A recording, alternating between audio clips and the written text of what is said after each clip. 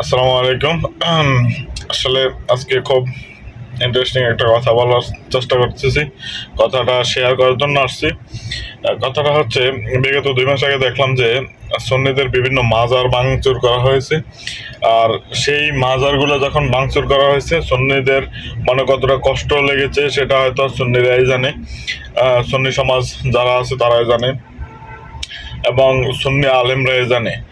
আর যাদেরকে নিয়ে মাজার ভাঙচুর করা হয়েছে, যারা এটা লাঠিচাটা বা সেটা নিয়ে মাজার ভাঙচুর করছিল কিছুদিন আগে, তারাই দেখলাম যে আবার 2 দিন আগে টঙ্গী যে আস্তানা, ওইখানে আবার সেই লাঠিচাটা এবং বাঁশ নিয়ে কিন্তু তাদের মধ্যেই মারামারি করে। তারাই 4 জন পরপরে চলে যায়, আরো বিভিন্ন লোক বিভিন্ন হসপিটালে আছে।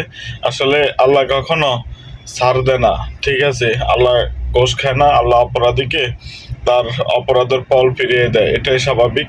তো নিশ্চয়ই আপনার অপকর্মের ফল কি হবে এটা আপনি বুঝতে পারেন। সবাই সচেতন থাকবেন, সবার জন্য শুভকামনা রইল। আল্লাহ হাফেজ।